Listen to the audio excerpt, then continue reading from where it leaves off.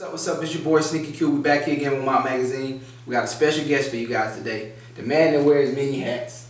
Entrepreneur, writer, musician, Justin Beaufort is in the building. How you doing today, Justin? What's going on, bro? Nothing, man. How's everything been going with you? Everything's been going fine. Just trying to make it. Just trying to make it. So you wear a lot of different hats. You got a lot of different stuff going on. Let's talk about some of the different things that you're involved with. Well, I have a nonprofit organization. It's called A Brighter Future Foundation. Acronym for it is ABFF. Our organization is targeted towards the at-risk youth. We try to foster them through sports and mentoring. And what we do is we just try to encompass the whole city. We try to just put together programs that allows them to have alternatives to their already hostile environments. So when did you get the idea to come up with something like that? Obviously, probably was the background in which you grew up in. Well, actually, the founder, William Brown, he came down to Charleston, and I was just about to start my schooling somewhere else, but he actually put me on point with it, and he just felt that I would be an asset to the organization as a whole, and he made me the CEO of the organization. So William Brown was actually the founder, and he just appointed me to be the CEO of the organization, and just been running it ever since. That's good stuff. That's good stuff. Also, during back to school time, you guys do a lot of back to school drives where you give a lot of a lot of different books, a lot of different school supplies and stuff like that for the youth. I think that's good. You know, it's always good to give back when you're in that type of situation. So what else do you have going on? As far as the organization is concerned, we have several programs that we put together. We have, one of our youth league basketball programs. We have all of the elementary schools, they play against each other. Instead of you going to your neighborhood recreation department, you can come to our programs, youth league, play for your own individual elementary school, and play against all of the other elementary schools in the city. So that allows camaraderie to be built, get to see the other talent around the city. We also have a cheerleading component connected to that to interact, for the girls as well, and they are also able to. It's a by gender league, so they can also play as well. But we also have a cheerleading component if they just want to cheerlead too. So that's one of our biggest programs. Also, we have an AAU program called Low Country Elite. We travel a lot, and we have had 6th through 11th grade. We hope to have 6th through 11th grade this year as well. And we just try to put the kids inside positions to see something different, something that we did not see. Okay, it's good that you said something that you did not see. Let's talk about your background. You're from Charleston, South Carolina. Now, Charleston, has its different environments in different areas. Let's talk about your background as far as growing up in Charleston, South Carolina. Well, I grew up inside North Charleston. North Charleston, okay. Which would probably be considered one of the most highly criminal active parts of Charleston, and I just feel as though my city has taught me a lot about how to carry myself, and just how to maintain and sustain inside any other environment. So I feel comfortable when I go inside other environments because of the city that I was raised in. My actual neighborhood that I was raised up in, it was just like any other neighborhood. It wasn't as highly populated as far as criminal activity as some other neighborhoods, but at the same time, we still had some things that you saw that allowed you to get the feel of what Charleston is. And I feel like where I came from has a lot to do with the person that I am today. So how would you say that you got out of those situations? As far as growing up in an area that had a lot of crime in it, what would you think the main thing that made you see the bigger picture or see what else the world has for you instead of just being there? Maybe drugs, maybe crime, maybe theft. What made you see something bigger than all the rest of that? It was just so many examples of how to fail. It just was so many examples of how to fail. I saw a lot of people that I knew personally inside positions that I did not want to personally see myself in, and it just made me make different decisions, and it motivated me not to want to be, you know, walking around the neighborhood not knowing, you know, what's my next move, or you know, standing at the bus stop or working at Burger King, or I just didn't want to do that. And I feel like I was put on this earth to enhance my family name, like not continue for it to be the way it is. Okay. Because obviously you got an undergraduate degree, but you also have your master's degree. Yes. And you're working on your doctorate degree. Yes. That's good stuff, man. Just because of the type of things that you had to endure and overcome. You know, it's a lot of people that came from privileged backgrounds or better situations that don't even have an undergraduate degree. For you to attend 2 degrees and working on your 3rd, I think that's worthy. That's worthy to be put into notice, because you can be an example to a kid that's from a rural place in Charleston.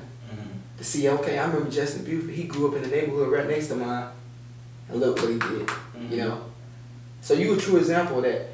And I think you got a lot of good stuff going. So how close are you from as far as containing your doctorate degree? Well, I'm actually inside the data collection process right now, which is towards the latter part of it.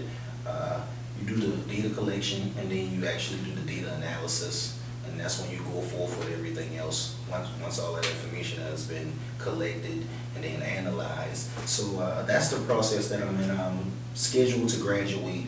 The graduation is in October, so I have all of this time right here to complete that work, but I will complete that work way prior to the dissertation and everything. The dissertation. Okay. So obviously you got a book coming out. Let's talk about that book. So is the book going to be a collection of your thoughts, your upbringing, or it's going to just be all about you? Or just give us some information about what the book is going to be containing. Well, the book is called Be Yourself. Okay. It's spelled YASELF, to sort of give a feel to where I am from, Charleston. And it's an autobiography. I tell you the ups, the downs, being happy, sad, embarrassed, every emotion, I give it to you. And I give it to you raw, the way that it happened. And I feel like once you read it, if you are not able to stop me and sit me down and talk to me, you will be able to say, I feel like I know this guy after you read it. And I think that was my objective in writing it. I just wanted, if you did take the time out to read it, and because you wanted to know who I am, I felt that this would be a perfect project that you can definitely read and get a synopsis of who I am. Okay. So that's pretty much. So when did you get the idea? When did you sit yourself down and say, I'm gonna write a book? I don't know. I just was sitting in front of the computer one early morning and just was like, you know, I just want to do something different. Like I hate to read. I hate to say that, but I hate to read. So you know, when I see big, thick books, I always kind of shunned away from them. But I have one big, thick book, and it's full of cliches, and I felt that worked better for me because there are short lines. You don't have to necessarily change. You're constantly going to a different topic. And with that being said, I just feel as though I took all that together. And one particular quote that I read was that millionaires, they have 7 different hustles. So, you know, I was like, you know, I gotta have 3 different hustles. I was like, at that time, I was like, I only got 2 of them right now, you know, which was school and my actual job. And, you know, I thought that, you know, writing a book would create another source of revenue. So that's why I took on it, and I felt like this would be the right way to start off, you know, writing about something that I know, which is me. So obviously you do music as well.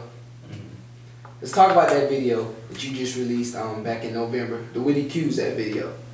Where did you get the idea to shoot a video that you want to bring a fraternity together what I'm saying? It's going to be a fraternal anthem is what you wanted to be, correct? Mm-hmm.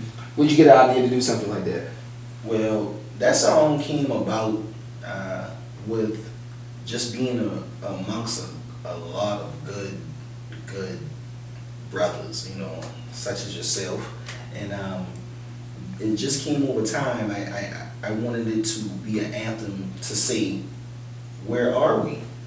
Like, where are we? Like, come to the light so everyone can see where you are, see the example that made that next individual want to be a part of this organization. I understand that it has been, you know, probably criticized in some ways, but I understand at the same time that I can't allow, you know, someone else's thoughts to deter what I have going on. So I still decided to make the song, and I just felt like it was a song that showed representation of us, what Omega Sci-Fi really and truly stands for, and you know, I'm glad that I made it, and that's all I can say about that. So with the criticism, obviously with anything criticism comes. So how'd you deal with the criticism? You know what I'm saying? You said that you kind of like didn't allow yourself to deal with it, but what are some of the criticism? What were people criticizing the video about? Well, in one particular part of the song, it says we're the cues that we're the dudes who always acting a fool. That's where a lot of people criticized it at, and I feel as though that they were not necessarily understanding where I was coming from. Okay. But the world is too big for me to go to each individual and tell each individual or ask each individual their opinion of why it doesn't sit well with them and stuff like that. So I just went on with it, and you know, just take it with like a grain of salt. So I can't change anybody's thoughts about something. That's all I can do is Work through it. Yeah, Work through that's it. all I can do is do me. I mean, I watched the video several times. I definitely think it was good, you know, and I do think it was a good representation of the frat, just because of what all that Omega Man stand for. Mm-hmm. And you know what I'm saying? With anything, like I said, with anything, there are criticisms. It's just the way you overcome it, you know. And I know the intention in which the video was, and I know the intention of that line you said, you know, because with anything, everybody, when they're having a good time, everyone tends to step outside themselves and act a certain way. It may not be a representation of how they usually are on a daily basis, but it may be something because you're having fun. So, you know what I'm saying? With that type of stuff, you just got to move on. But like I said, man, you were really inspiration to a lot of different people just because of a lot of the other things that you've overcome growing up, you know, and just exceeding all expectations that was given to you. So you're a true example, and we wish you the best of luck, man. We're going to be looking forward to bring you back, maybe, you know, to talk about the book once it's released. You know, as far as the other things you got going on with the nonprofit, I think that's excellent. You know, reach back. You know, reach one, teach one. You know, lifting as we climb. So we wish you the best of luck, Justin, man. Thank you for Mop Magazine. Peace.